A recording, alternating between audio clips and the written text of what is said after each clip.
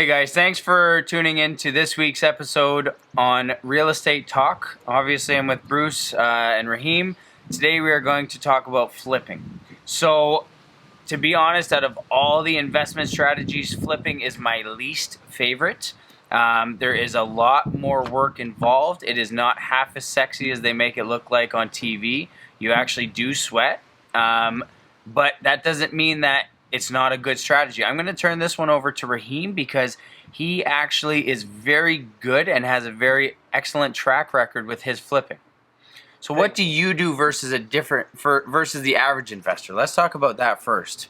Thank you, Mark. So my background as a nurse and with the retirement home industry, so what I've done is I've taken that concept of a building. I look at a lot of homes that are in trouble or that are in receivership, near bankruptcy, or that have licensing issues, and looking at the building perspective itself, that's where I come in and I look at from having my contractors on board giving me quotes. I always do 3 quotes. I obviously don't always pick the one that's going to be the least. I pick the one that fits that neighborhood, like Bruce had mentioned in our last video, and what's going to make sense for what I'm trying to achieve.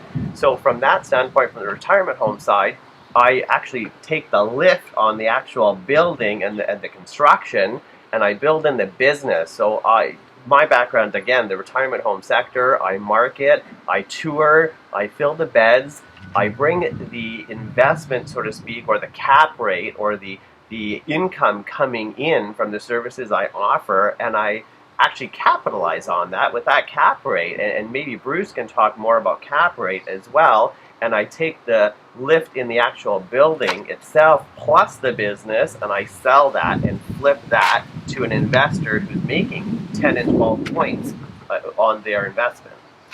Yeah, cap rate is something that you find a lot used in real estate. I'm not a big cap rate person, only because it doesn't factor in the financing costs. So when we, even looking at properties, and they're saying, yeah, this is great, this is a 5% cap rate, I'm saying I'm not even going to look at that, because once I add financing in, I'm not making any money on that property. So so cap rate is not something I tend to dwell on a lot. And also, I'm going to pick on my realtor buddies here. A lot of the expenses don't get disclosed on, in part of the presentation, because, the realtors, either, aren't aware of the costs or just choose not to disclose it. So I'm always saying, if I'm buying an investment property, I want financial statements, because I want to be able to see what the real costs are. Don't tell me I don't want to know what you tell me the costs are. I want to see what the real costs are. So I'm going to get tax returns, third-party verification, and CRA.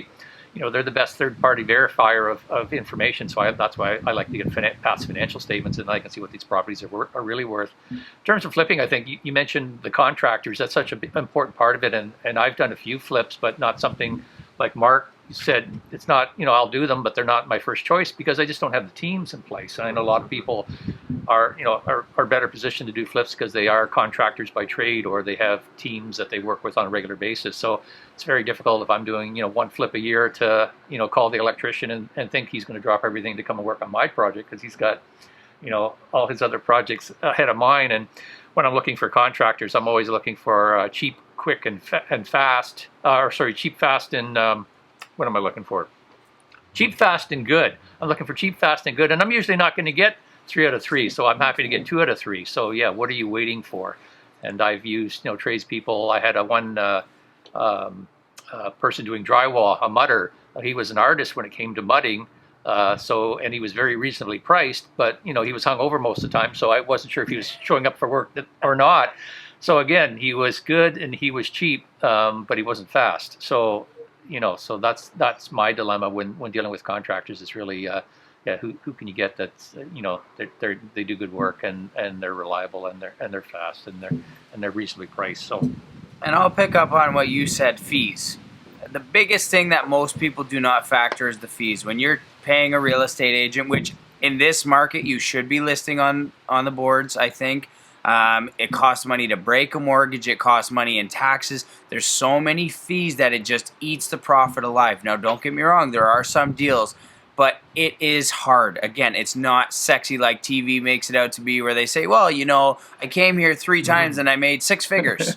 It's just not real. Well, they paint whole houses for $100 on television, so I'm That's not quite it, sure right? how that works. But And you got to think most of those houses are in America, where it is very different than the market we're dealing with, right? So, And my flips that I deal with, Mark, we're talking 8 months to a year and 2 months. We're not talking 1 month or overnight, right? And I'm on there with the contractors. I actually sweat, and I'm on there with a hammer, and I got a belt, and I'm on the roof with them, and I'm doing mudding, and I'm doing sanding, and I'm in it from the get-go, 6 in the morning till 8 at night when they finish, so I can see every little thing that they're doing and making sure that I can manage their time as well. yeah. and on that note too, that's a great point.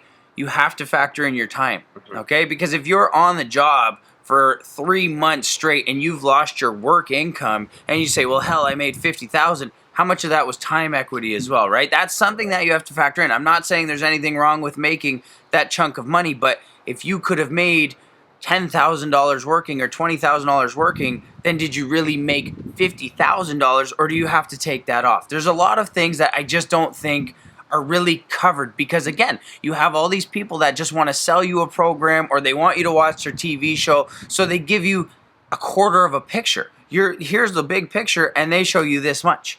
And they say, well, buy my book or buy my internet program or just watch my flipping show, because I promise you everything I do is amazing, and I've never once broken a sweat, but every time we cut to a new camera shot, we just fixed the kitchen. You mean we're not selling this for $19.95? $22.95. But it's funny you mention that, because when you talk about, if you're on site, like I say, if I'm swinging a hammer, I'm doing something wrong. Now, the odd time I will swing a hammer because it's a change of pace. I enjoy doing it. But really, you want to be hiring the professionals to do the work. And if you're there being too hands-on, then, like Mark says, you're not focusing on your real employment. The other thing Mark mentioned is the fees involved, and I'll just talk about financing on a flip. The nice thing about flips is, for financing, is things like rate aren't really that important, because you're only getting money for a short period of time. So I'll have people come to me and they'll say, well, I need the best financing on my flip. Well, how long do you need the money for? Well, 3 months. Rate isn't really important. Who cares whether you're paying 10%, 15% return? The fact is, how much money can you get? Can you get 100% of your renovation costs? That's more important than what your rate's going to be, because it's only 3 months. It's an insignificant amount of money that you'd be worrying about. So really, it's the cost, the fees to get into that mortgage, and you'd be paying as much in lender fees as you would in terms of interest, because the money's for such a short period of time. So the lenders want to make their money. They're going to charge you a flat fee or whatever fee is going to be for that money, more so than the interest rate. You're right. Usually they charge like 3 months of interest if you're going to break that mortgage. So you're absolutely right. Mm-hmm. Well, again, I think when you talk about fees, it's looking at that big picture, because a lot of people will say, well, I got my mortgage for 3%, and you ended up paying 12% on a 3 or 6 month term. So they say 12%, that's crazy. But when you look at the big picture, it might not be that big of a deal. No, it's just the cost of doing business. It's the cost of doing business. Yep, just add it into your numbers. So we're here for you. Feel free to reach out. Again, any topic that you want us to discuss, feel free to reach out and we will talk about that. Thanks for watching.